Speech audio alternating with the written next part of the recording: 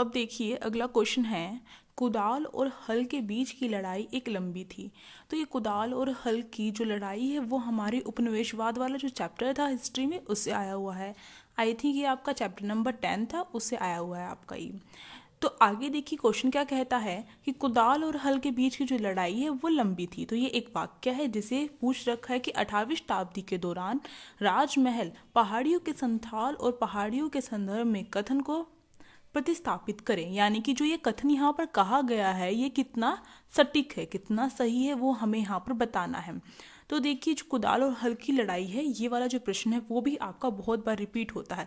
चाहे आप previous year के क्वेश्चन पेपर उठाकर देखिए और फिर आप देखिए कि ये क्वेश्चन आपके प्रीवियस ईयर में आए थे। तो मैं आपको बार बार यही बात समझा रही हूँ, बार बार यही बात कह रही हूँ कि आपको जो मोस्ट रिपीट क्वेश्चन है वो आपको करने हैं, प्रीवियस ईयर के क्वेश्चन करने हैं। तो इससे आपके 90+ आने से आपके मार्क्स कोई नहीं रोक सकता। तैयारी सब कर लेते हैं पर उस तैयारी को सही रूप कैसे दिया जाए ये कोई कोई कर पाता है। और जो गिने चुने जो बच्चे होते हैं जो इस तरीके से तैयारी करते हैं कि पढ़ने के बाद अपना सिलेबस हर कोई कंप्लीट करके जाता है, मोस्टली बच्चे अपने सिलेबस कंप्लीट कर लेते हैं, पर उस सिलेबस से हटकर भी कोई अगर कुछ करता है तो उसके भी हटकर मार्क्स आते हैं। तो आपको भी ध्यान रखना है, आपको सब बच्चों की तरह नहीं करना है, आपको उनसे अलग करना है, हटकर करना है, तभी तो आपके सीबीएसई बोर्ड में अच्छे मार्क्स आएंगे। और हटकर ऐसा नहीं है कि वो इस बुक से पढ़ रहे हैं तो मैं दूसरी बुक से पढ़ लूँ, ऐसा कुछ नहीं है।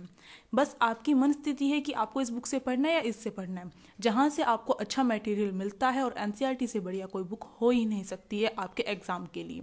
आपको एनसीईआरटी की हर एक चीज़ क्या है, आपको लकीर मानकर पढ़नी है कि हर एक चीज़ आपके लिए इंपॉर्टेंट है। तो ये काफ़ी नॉलेज हो गई आपके लिए। अब चलिए इस क्वेश्चन का आंसर देखते हैं।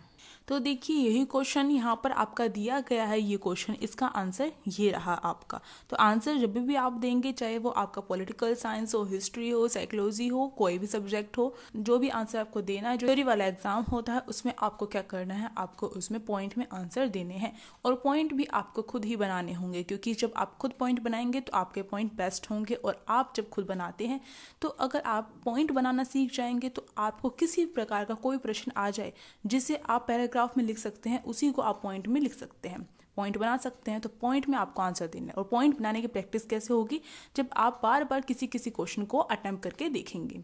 तो देखिए हल और कुदाल के बीच की जो लड़ाई है वो बहुत लंबी चली थी। सेम जो क्वेश्चन आपका सीबीएसई बोर्ड में भी आया था, तो आपको ये दिख रहा होगा। अब देखिए इसका आंसर देखते हैं। हल और कुदाल की जो लड़ाई है उससे अभिप्राय क्या है, क्या थी ये हल और कुदाल की लड़ाई। ये हल और कुदाल की जो लड़ाई थी वो पहाड़िए और जो संथाल थे उनके बीच की लड़ाई थी। और इसका नाम हल और कुदाल की लड़ाई इसलिए रखा गया क्योंकि जो हल है वो किसकी शक्ति का प्रतीक था, वो संतालों की शक्ति का प्रतीक था। इसका मतलब है जो संथाल थे वो हल का प्रयोग करते थे, उसे अपनी शक्ति मानते थे। इसी प्रकार से जो पहाड़िया लोग हैं वो कुदाल का प्रयोग करते थे। तो इसलिए यहाँ पर इनडायरेक्टली यहाँ पर संताल और पहाड़ियों की लड़ाई ना कहकर इसे हल और कुदाल की लड़ाई कहा गया था। क्योंकि जो पहाड़िए हैं वो क्या करते थे, कुदाल की सहायता से झूम खेती करते थे। यानी कि झूम खेती क्या होती है, कभी इस स्थान पे कर लिया तो उस स्थान पर खेती करने के बाद उस स्थान को खाली छोड़कर दूसरे स्थान पर जाता था। मतलब कि झूम झूम कर खेती करना, घूम घूम कर खेती करना, इन्हें घुमक्कड़ भी कहा जा सकता है। तो ये झूम खेती करते थे। और पहाड़िया क्या करते, कुदाल की मदद से खेती करते थे। और हल से वो नफरत करते थे। उनका मानना था कि जो हल है वो क्या करता है, जंगल को काट देता है, हल के द्वारा जंगल को काट दिया जाता है। इसीलिए वो हल का प्रयोग करने के लिए बिल्कुल भी तैयार नहीं थे। जबकि जो इसके विपरीत बिल्कुल जो पहाड़िया लोग हैं उनके विपरीत कौन थे, संथाल थे। पहाड़ियों के बिल्कुल विपरीत संथाल थे और वो क्या थे, एक आदर्श बाशिंदे थे। यानी कि वो जंगल का सफाया करने में बिल्कुल भी संकोच नहीं करते थे। पहाड़िया जो लोग थे वो क्या मानते थे कि जंगल से हम अपने लिए क्या कर सकते हैं, अपनी आवश्यकताएं पूरी कर सकते हैं। पर हमें क्या है, जंगल को नष्ट नहीं करना है। इसीलिए वो क्या है, हल का प्रयोग न करके कुदाल का प्रयोग करते थे। परंतु जो संथाल थे वो बिल्कुल आदर्श बाशिंदे थे और उन्हें बिल्कुल भी संकोच नहीं होता था, बिल्कुल भी उन्हें खराब नहीं लगता था जब वह जंगल का सफाया करते थे। और इसीलिए वो क्या करते थे, हल का प्रयोग करते थे। तो ये इनडायरेक्टली हल इनडायरेक्टली हल और कुदाल की लड़ाई थी, यानी कि पहाड़िया और संथालों की लड़ाई थी। जो पहाड़िया लोग थे उन्हें बिल्कुल भी पसंद नहीं था कि उनकी पहाड़ियों पर क्या है बाहर के लोग आए, इसलिए जो भी बाहर का लोग पहाड़ियों पर आते थे उन्हें क्या है वह संदेह और अविश्वास की दृष्टि से देखते थे, क्योंकि ये बात फैल गई थी कि जो अंग्रेज है वो क्या कर रही है, जो अंग्रेज हैं वो दामिने को जैसी नीति अपना रहे हैं, या फिर जो अंग्रेज है अपने इस्तेमाल के लिए लोगों को भूमि पर काम करवाने के लिए लगा रहे हैं, जैसे कि नील खेती वगैरह करवाई जा रही थी किसानों से। इसलिए जो पहाड़िया लोग हैं जब भी कोई भी बाहर का व्यक्ति उन्हें अपनी पहाड़ियों पर आया हुआ दिखाई देता था तो वो उन्हें संदेह और अविश्वास की दृष्टि से देखते थे। इसीलिए जब संथाल है जब वह राजमहल की पहाड़ियों पर गए, यानी कि जो राजमहल था उसके पीछे पहाड़ियां थी, तो जब संथाल जो है वो राजमहल की पहाड़ियों पर गए तो उनका पहाड़ियों ने क्या किया, कड़ा विरोध किया, क्योंकि जब कोई भी बाहर का व्यक्ति आता था तो वह उन्हें बिल्कुल भी पसंद नहीं होता था, इसलिए उन्होंने इसका विरोध किया। परंतु धीरे धीरे क्या है पहाड़ियों को ही अपनी हार माननी पड़ी और वो क्या है पहाड़ियों में और पीछे चले गए।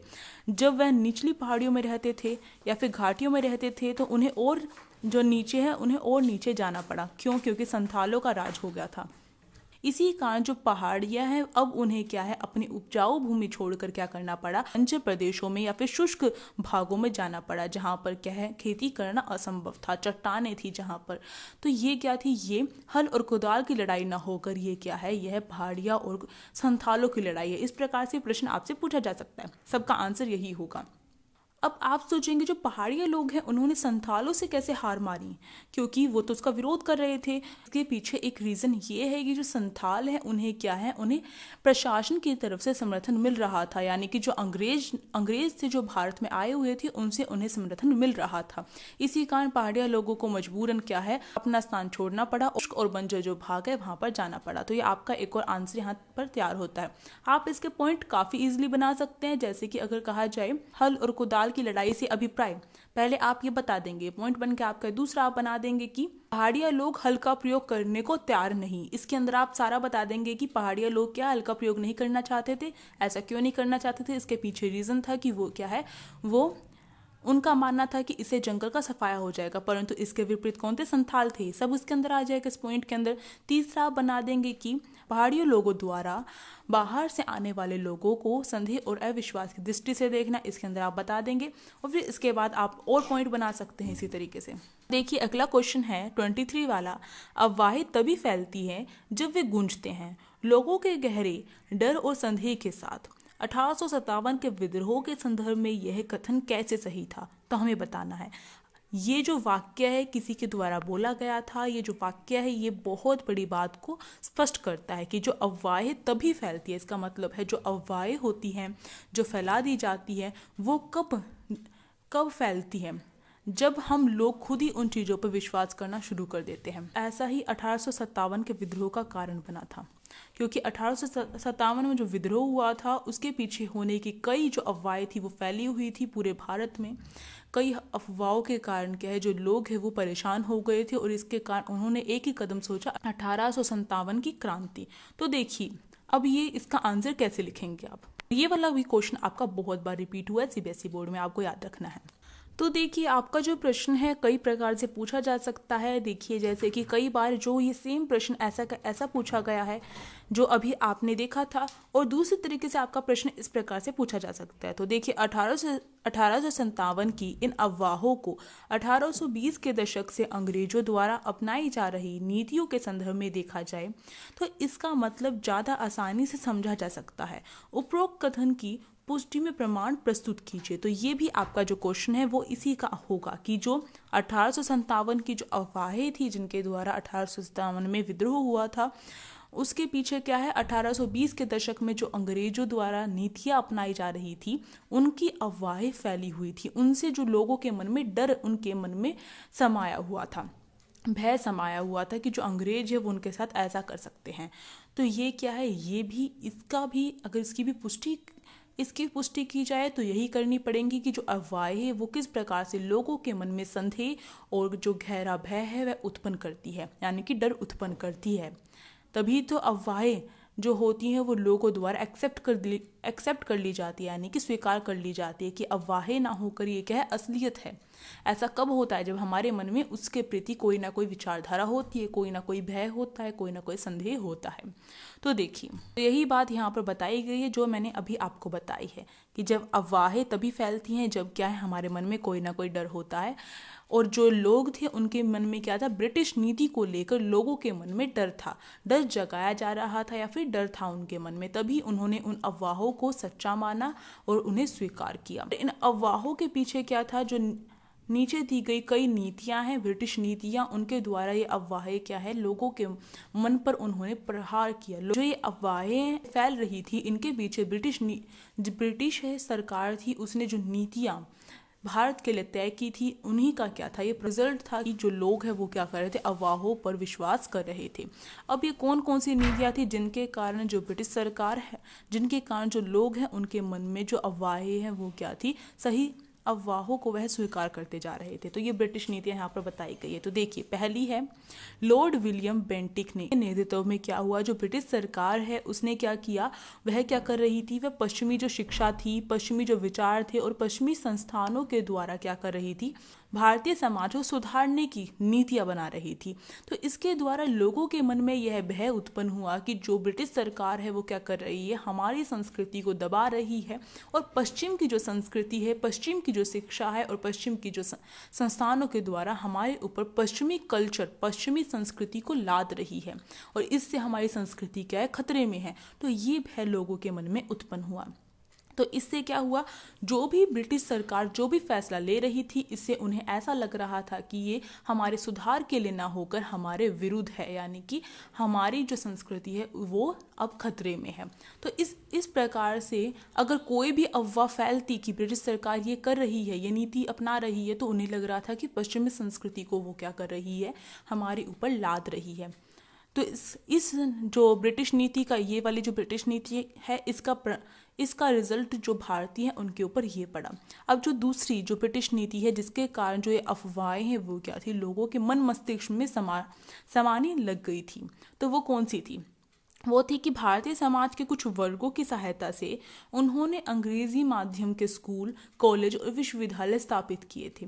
जो अंग्रेज थे, जो ब्रिटिश थी, उन्होंने क्या किए, जो भारतीय समाज के जो कुछ वर्ग हैं उनकी मदद से क्या किया, भारत में जो अंग्रेजी माध्यम के जो स्कूल है, यानी कि इंग्लिश मीडियम स्कूल जो है, कॉलेज और विश्वविद्यालय स्थापित किए। इसके कारण भी जो लोग हैं उन्हें ऐसा लगा कि जो ब्रिटिश सरकार है वो क्या है, अब पूरा कुछ अंग्रेजी में कर देगी, यानी कि हमारी जो हिंदी है, मातृभाषा कही जाती थी, बहुत सारे मातृभाषा कही जाती है हिंदी, उसे क्या है, दबाया जाएगा, यानी कि अपनी लैंग्वेज, अपनी भाषा को हमारे ऊपर लाद रही है। यानी कि ब्रिटिश सरकार चाहे वो हमारे भले के लिए काम कर रही थी, पर उसे गलत लेकर जाया जा रहा था। इसके कारण भी लोगों के मन पर प्रभाव पड़ा, उनके अंदर भय उत्पन्न हुआ, कभी ऐसा हो गया तो क्या होगा हमारा। अगली नीति जो ब्रिटिश सरकार ने अपनाई जिसके कारण लोगों पर गलत असर पड़ा, वो था अंग्रेजों ने, जो ब्रिटिश सरकार है उन्होंने क्या किया, सती प्रथा को समाप्त करने के लिए 1829 और हिंदू विवाह को भी क्या किया, उसे करने के लिए वैधता दे दी, यानी कि कानून बना दिया कि जो अब सती प्रथा है उसे समाप्त कर दिया जाए और विधवा विवाह है वो अब उसे वैधता दे दी गई, कानून बना दिया गया कि अब कोई विधवा है वो भी विवाह कर सकती है। तो इस तरीके से जो लोग हैं, जो भारतीय लोग थे, वो क्या सोच रहे थे कि ये जो ब्रिटिश सरकार है वो हमारे जो प्रथाएं थी उनमें भी हस्तक्षेप कर रही है, चाहे वो सही कर रही हो, पर उन्हें तो क्या लग रहा था, हमारे मामलों में हस्तक्षेप कर रही है, यानी कि जो ब्रिटिश सरकार जो भी कुछ कर रही है वो गलत कर रही है। इसलिए अगर अब कोई भी, इसका मतलब एक गलत विचारधारा जो है लोगों के मन में उत्पन्न हो रही थी। अब कोई भी बाहर से आकर कोई भी ये कहे कि ब्रिटिश सरकार ये कर रही है, चाहे वो कर रही हो या ना कर रही हो, कोई भी अफवाह फैला दी जाए तो लोगों को क्या लगेगा कि ये जरूर ब्रिटिश सरकार कर रही होगी। तो इसलिए अफवाहों पर विश्वास बनता चला जा रहा था, क्योंकि विचारधारा लोगों की इस प्रकार से बन रही थी ब्रिटिश नीतियों के कारण। अगली देखिए कौन सी नीति थी, अगली थी ईसाई मिशनरियों ने भारत में जोर शोर से ईसाई धर्म का प्रचार किया। तो ईसाई धर्म का प्रचार किया जा रहा था, इससे भी लोगों के मन में आया कि जो ईसाई धर्म है, यानी कि भारतीय धर्म के स्थान पर अब ईसाई धर्म को क्या है, उसे बढ़ावा दिया जा रहा है। तो इससे भी लोगों के मन में क्या है, बुरा प्रभाव पड़ा। अगला, गोद लिए हुए पुत्र को अपना उत्तराधिकार बनाने के लिए मान्यता नहीं दी गई थी। जैसे कि हमें पता है झांसी की जो रानी है, उनके जो पुत्र थे जो गोद लिए गए थे उनके द्वारा, उन्हें क्या है, उनके राज्य का उत्तराधिकार नहीं बनाया गया था। यानी कि अब जो राजा का जो बेटा है वो उसका खुद का बेटा होना चाहिए, ना कि गोद लिया हुआ। तो इस चीज़ का, और अगली जो नीति थी सबसे महत्वपूर्ण और तत्कालिक अफवाह कही जा सकती है, वो थी कारतूस पर गाय और सूअर की चर्बी का लगा होना। इसका मतलब है जो कारतूस बम के टाइप कारतूस था, उसे क्या है अब वो किससे बना हुआ है, वो गाय और सूअर की खाल से बना हुआ है, उसकी चर्बी से बना हुआ है। और गाय किसका प्रतीक होती है, गाय किसके द्वारा पूजनीय होती है, वो होती है हिंदुओं के द्वारा। और सूअर का कौन सम्मान करता है, सूअर का करते हैं मुसलमान। तो इसलिए जो मुसलमान और जो हिंदू है वो दोनों के दोनों खिलाफ हो गए ब्रिटिश के, क्योंकि अब ये अफवाह फैल रही थी कि जो ये कारतूस बन रही है वो गाय और सूअर के बन रहे हैं, और उन्हें क्या है, मुंह से छीलना पड़ता है। और मुंह से छीलने का मतलब है कि गाय का जो मांस है वो हम खा रहे हैं, या फिर सूअर का मांस खा रहे हैं। तो इसका विरोध के चक्कर में 1857 का विद्रोह हुआ था। तो 1857 का विद्रोह होने के कारण में ये भी आ सकते हैं, और ये अफवाहें जो फैल रही थी उसे और भी ज़्यादा दृढ़ करने के लिए जो विचारधारा का निर्माण हुआ वो ब्रिटिश नीतियों के द्वारा हुआ था, और ये ब्रिटिश नीतियाँ ये थी। तो ये आपका आंसर यहाँ पर तैयार होता है।